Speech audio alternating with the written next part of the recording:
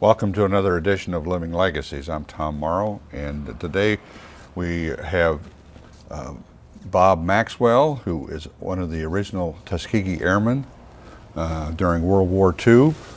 He went to school in New York City and got his engineering degree and learned to fly, first as a civilian and then later with the U.S. Army Air Corps. Bob, welcome to the show. Thank you. Good to be here. Now, you were born in Washington, D.C.? That's right. And then went to school where? But I went to school in New York, in the Bronx. I went to junior high and high school there. And then I went to City College in New York. I studied engineering. What got you interested in engineering? Well, I was interested in it from an early age. In fact, the things that I knew from an early age that I wanted to be either one or both of two things, either an engineer or an airplane pilot. Now, was aeronautical engineering what you went into, or was Actually, it was mechanical engineering, but I had decided that if I did get into mechanical engineering, I wanted to get into the aircraft engine part of it. So you were more interested in what makes it work than the flying end of it? Well, I was actually interested in both, but I didn't know how I was going to get, to do either of them. In fact, one of my high school counselors, when I told her what I wanted to do, I wanted to be a pilot and an engineer, and she said, well, there are no black pilots, and there are no black engineers, so you better think about something else. So they didn't even encourage you? Oh, no, not at all. But the opportunity presented itself, and so... Where did you learn how to fly? Well, this was in the civilian pilot training program, which the government started in 1940, recognizing that they were going to need pilots. The war was revving up. They were going to need pilots, and so they started this program where they went to something like 36 colleges and universities all over the country and started this primary pilot training. And being black had nothing to do with it? No, it didn't have anything, fortunately. In fact, I was at City College, so that wouldn't make any difference. But they also did start this program in 6 historically black colleges. Down in the South? And in the South, and one of them was Tuskegee Institute. Now, when did you go to Tuskegee? Well, actually, I finished college and graduated and got a job working for Curtiss Wright Corporation as an engineer. Where was this? This was in New Jersey, Woodridge, New Jersey, and we were building the engines for the B-29. So we got this plant up and running, building B-29, and then I went in. And you got to work as a mechanical engineer? Yeah, right. And then I went into the service then in 1944. Now, did you get a commission at the Tuskegee Institute? Yes, I went. Well, it wasn't Tuskegee Institute. We did the primary flying at the field at Tuskegee Institute, but basic and advanced was at Tuskegee Army Airfield, which was about 10 miles away. And yes, when we got our wings, we got our commission. I was commissioned as a second lieutenant. And because I had an engineering degree, I was assigned as an engineering officer at Tuskegee.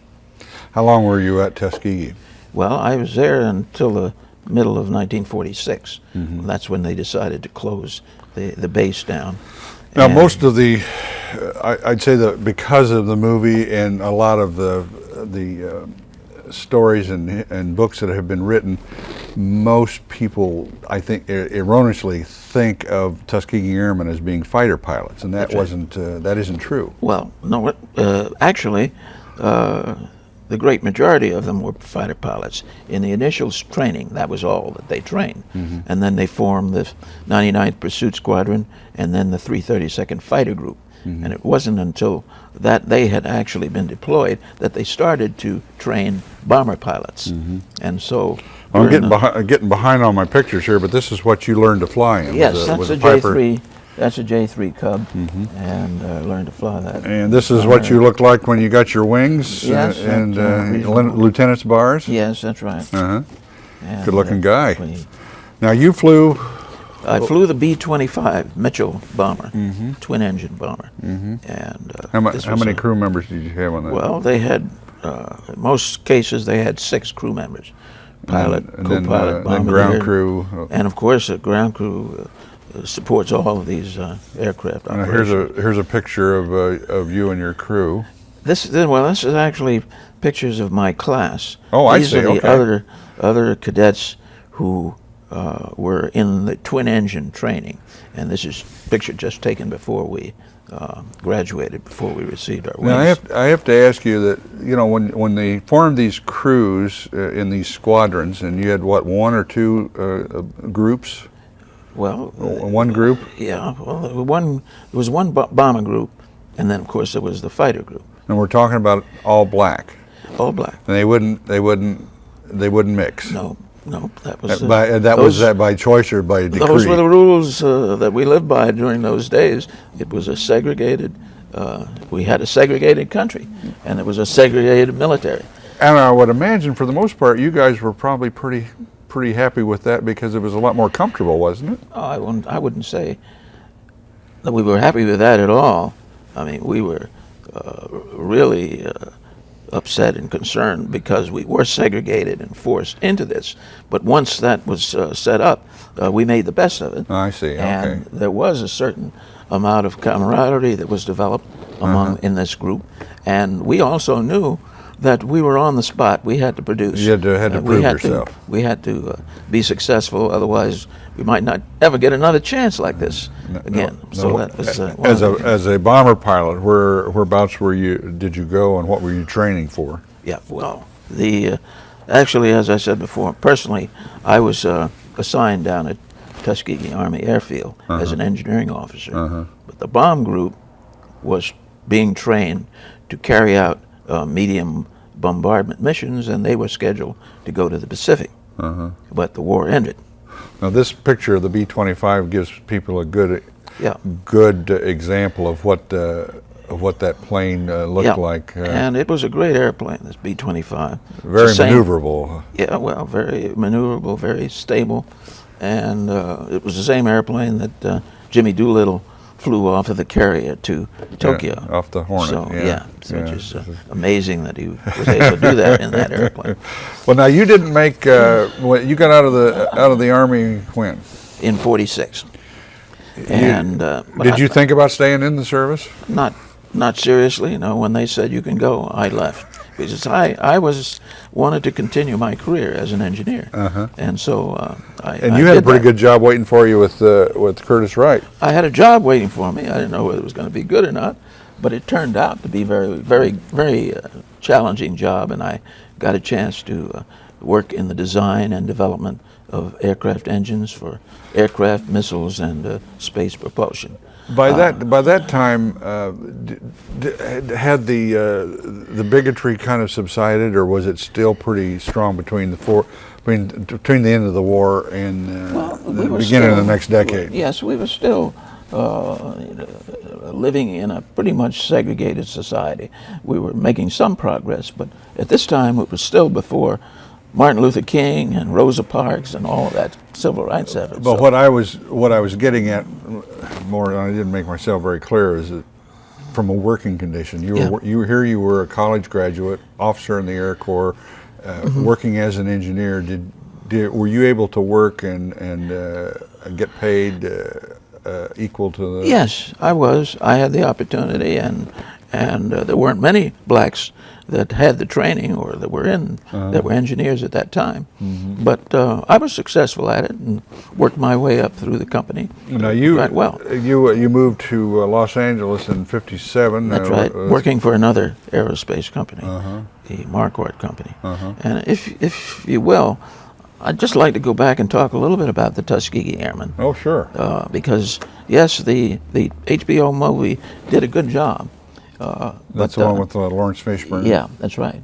But there were almost 1,000 pilots trained down at Tuskegee, and the first of them went into the fighter groups, the 99th Fighter Squadron, the 332nd Fighter Group. And this fighter group actually was compiled a very successful war record. Initially, they had a ground support role, but ultimately they became bomber escorts, and they flew over 200 missions in escorting B-17s and B-24s over daylight raids in Germany and Romania. Is it true that they never lost a plane? They never lost a bomber to enemy aircraft, and no other group in the Air Force. In fact, it was getting so the white pilots were requesting their escort duty? Yes, that became, that happened it's amazing. Several times, is that they knew if they had the red tails covering them, they had a pretty good chance of getting home for dinner. And so that did work out.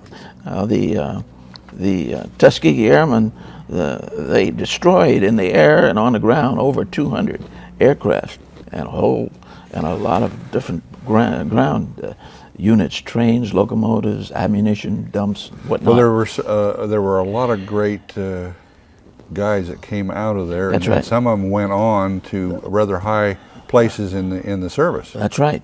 Here you've got a couple of books from two of them in particular. Two of them. This one, of course, is General B.O. Davis Jr., who was the commander of the 99th Pursuit Squadron and the 332nd Group. B.O. Davis had finished West Point, and they didn't know what to do with him, but they formed this group, and they said, well, here's a place to put him. And he turned out to be an excellent leader. He was a strict disciplinarian, but he led that group, and he, more than anyone else, was responsible for the success that they had. He ended up being a 3 and now a 4-star Three-star general, and then just 3 years ago, President Clinton pinned on a 4-star. We see him every once in a while as a talking head as a military expert. He's still alive, but he's not well at all. Now, here's somebody that was very popular during the 60s and 70s. Yeah, Chappie James. And Chappie James, big fellow, 6'4", 250 pounds. He really technically couldn't be a fighter pilot because he was too big. But nobody wanted to go up to him and tell him that he couldn't. I remember he was at Luke Field. That was one of his assignments. When I lived in Phoenix. And he also became the commander of the NORAD, the North American Air Defense Command. Died way too young. And unfortunately, a heart problem. Died in his middle 40s. And how you'd think with as much examinations that these guys go through, how could that slip by? I don't know. But at any rate, they were two. Now you knew both these guys. Yes, and they were two of the outstanding ones. But there were many others that rose through the ranks, became colonels and generals. The president of our current national organization, which Charles McGee, he was a fighter pilot in World War II, in Vietnam, and in Korea, all three. And actually took part in over 400 combat missions, more than any other Air Force pilot in history. 466 combat missions. That's a lot of flying. Yep, and so there were a lot of successes as a result of the Tuskegee Airmen in the service, and a lot out of the service. We had very well-known people, like the Secretary of Transportation, William Coleman, that I worked for. He was a Tuskegee Airman. The mayor of Detroit, Coleman Young. And we had any number of successful people in the civilian life. Is anything left of the old Tuskegee airfield? Or? No, the Tuskegee Army Airfield was actually shut down, and there's some talk about reviving it. The original primary field is they're setting up a National Historic Museum there, and it will be a historic site. Well, we have several of you fellows living right here in the area. Yes, that's right. Well, actually we have a chapter of our Tuskegee Airmen organization. The Tuskegee Airmen incorporated back in 1973, a nonprofit organization, with two objectives. One was to preserve this history and get it more widely distributed. And the second was to help inspire our young people to for goals and to work toward goals in aviation, aerospace, and other fields. Well, you've been rather successful at that. Well, we've been working at that very actively, and that's what we do now. We have a lot of programs going on. We go into the schools and churches and talk to these young people.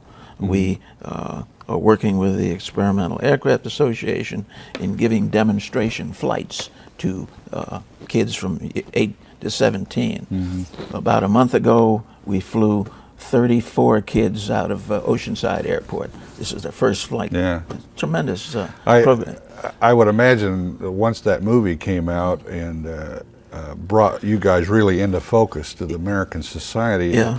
A lot of these kids today probably have no idea what you had to go through. Well, no, they don't, and I don't know how we're ever going to tell them what we had to go through. Yeah, but at least a lot of times they won't believe it anyway. Yeah, but at least now we're getting a little bit of publicity along those lines.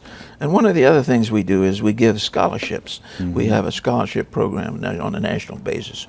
We give about 45 scholarships out every year. How do you raise the money? Well, we have donations. For example, in the chapters, our chapter, for example, here, we go to air shows and things like that. We sell books, T-shirts, and other memorabilia, and that's our primary fundraising. And then do you have a speakers bureau where you make members available to come and speak toward groups? Yes, I would imagine that is important. We do that all the time, and I was president of the chapter. I'm no longer the president. The president of our chapter, Danny Allen, who is the one that makes arrangements for the various speaking engagements.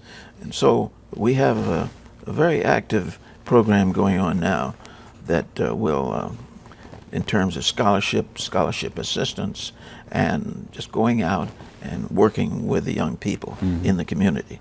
And so we are, part of our activities, we have every year a convention. We're having this one in Atlanta, where we all get together, and all of the originals that the airmen are. How many made it through the war? Well, of the 1,000. I'm glad you asked, because I wanted to make that point. Let me say that there were 66 that didn't make it, that were killed in action, and there were another 33 prisoners of war. So that was out. That's less than 100 out of 1,000. Well, no, there weren't. 1,000 didn't get into combat. We had about 450 airmen that were actually in combat. I see. So out of that 450, 100 either were killed or were prisoners of war, which is a fairly high That's a quarter, yeah. But on the other hand, they did a lot of damage, yeah, and were a significant force in that. Now, one of the things that we're doing at the present time, as I said, is working with the Young Eagles program. Another thing that I'm working on, we're trying to save the Oceanside Airport. You know, there are a number of people that object to the noise and whatnot, and we think it's important for Oceanside to have an airport, just as important as it is to have a harbor or parks and other things. Somebody likened it the other day.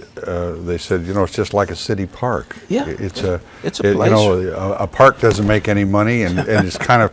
They think it's fallow ground, but it serves a purpose, and I think the airport is one of those too. Yeah, but the airport, if it were properly managed, could make money, and that's what we're trying to get it organized so that it will pay for itself. But if it served a purpose to teach young people not only about our culture and history, but teaches them how to fly, so they can go on to make a living doing something in aviation. Is it important that it even makes money? Yes, it is. It really, that isn't the important thing. The important thing is the opportunity that it offers for young people to get that sort of training. Have you thought about putting up some sort of a historic museum or display? I mean, that's been talked about. Well, is anything? Well, on a national basis, we have a museum in Detroit, and we also are setting up for the Tuskegee Airmen. Yeah, and the Park Service is setting up a museum down at Tuskegee. Now, we have displays in lots of museums, like the Aerospace Museum in Washington, D.C., and our Aerospace Museum here in San Diego. We have a display on blacks in aviation. So there are a lot of things that we're doing along those lines. One of the things that I'm doing is I'm working with our mayor, Terry Johnson, and I'm his technical advisor on the airports. He is a member of the San Diego County Regional Airport Authority. You know, that's getting to be quite a powerful group. And this is the group that's going to decide where to build a new airport, whether to continue Lindbergh Field or not, or have both. Without putting you on the spot, what are your thoughts on that? Well, that would be putting me on the spot a little bit, but I think there are some good sites in which an airport can be sited that will not be too intrusive as it's going to gore somebody's ox, no matter where they put it, though, yes, right? To some degree, people are but I think we can do it, and so I'm working with Terry Johnson on trying to get that process, to keep that process going, and so we are doing lots of.